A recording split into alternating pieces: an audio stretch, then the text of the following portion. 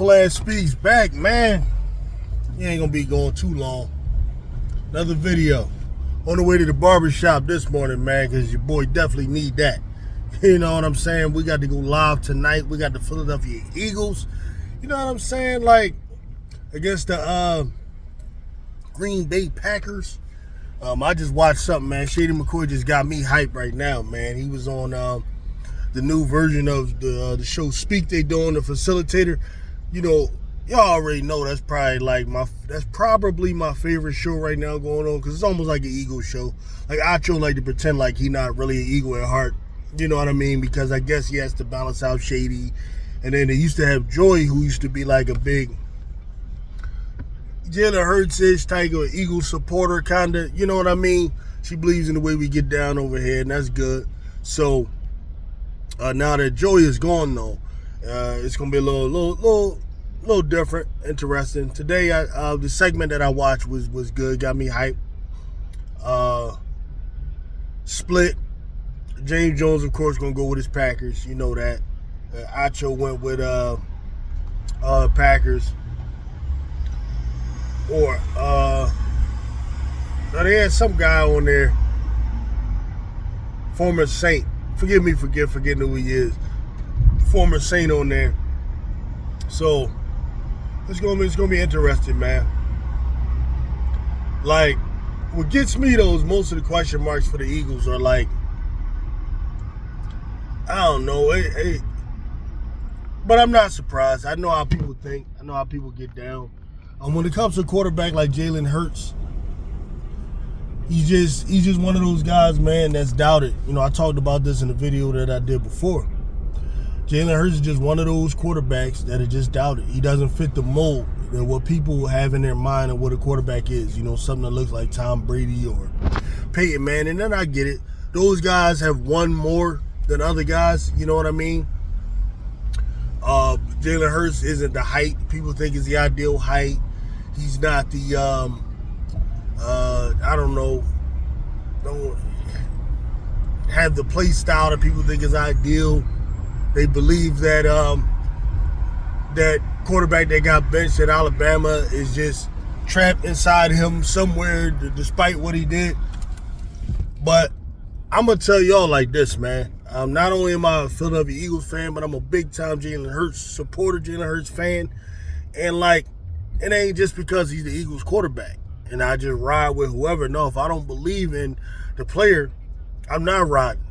But Jalen Hurts, that moment y'all saw 2 years ago in that Super Bowl, the moment that I became a Jalen Hurts guy forever was when we down to the Green Bay Packers.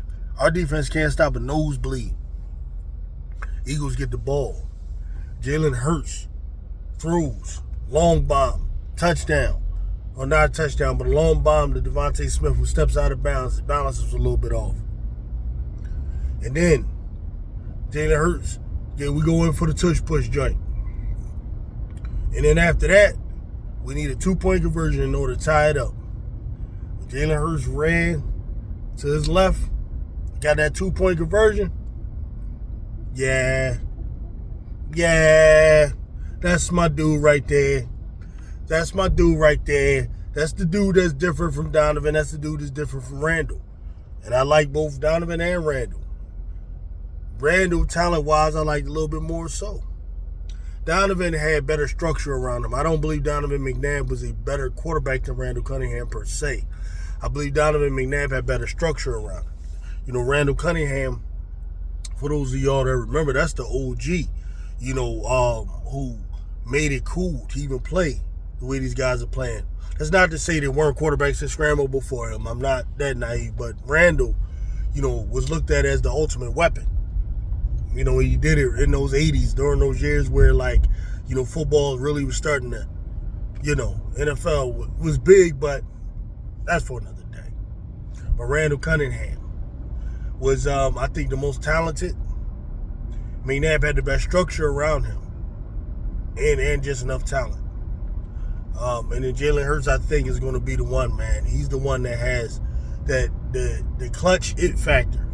That's the thing with Hurts, man. Even killed, He was just built for this type of stuff, man. And I know that. I already know what type of year he's going to have. All of y'all who doubt, I get it. But I'm keeping receipts on everybody. All the content creators out there that's talking crazy about the Eagles. How Nick Sirianni and Jalen Hurts are never going to get it together, and how they don't have unity in the locker room and all this old stuff. And even right now, you're hearing people talk about Devin White might be getting traded. Why? Because he got an ankle injury? Like, what do you think people lying about an ankle injury? You want to trade him, you just trade him. But the truth of the matter is, based on all the Eagles insiders that I rap to, that Devin White is definitely going to be that starter. It's just that he tweaked his ankle. Like, he was getting all the reps for the start with the starting team for the last week or so. There was nothing to indicate that Devin White would not be like the starting linebacker for the Eagles. It's just that tonight, unfortunately, we got to go without him. You know what I mean? I don't know how much that's going to affect, but I will be paying attention to that middle of the field. Nakobe Dean, this is where he can really earn his bones. He go out there and really, really ball out right now behind Jordan Davis and Jalen Carter. You know what I mean? That'll go a long way. And then the same with Trotter Jr. I think he's going to be getting a lot of the minutes, as well as Zach Vaughn.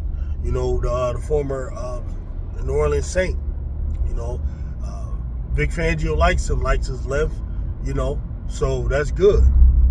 So hopefully he's the type of guy, man, that can stick tight ends, because I know that's needed. Because the other linebackers are on they're kind of shorter guys. So hey, it's gonna be interesting, man. I don't know. This is a very good Green Bay Packer team. I have all the respect in the world for them. We definitely respect Jordan Love. He earned that last year. The defense for the Packers, I think, is where their question mark starts, because they have a completely new defensive coordinator. And their defense last year was kind of, middling type of defense. I respect a lot of guys they have, like especially Alexander, the cornerback, one of my favorite cornerbacks to watch in the league. I know last year they were very, very crafty with how they used the secondary. I respect Green Bay. I know this coordinator has he has a reputation for being aggressive, and that's what they like. It seems like they like in that NFC Northern Division. They like those aggressive guys. So Eagles got to show that they completely figured out how to pick up blitzes and all of that kind of stuff, which shouldn't have been a problem last year. But it just shows the incompetence, of the coaching staff. That after all those years, 3 years, they just still wasn't prepared to deal with a zero blitz, which is ridiculous, So we'll be looking for that stuff too. Like I said, I will be going live for this game for sure. It's already scheduled.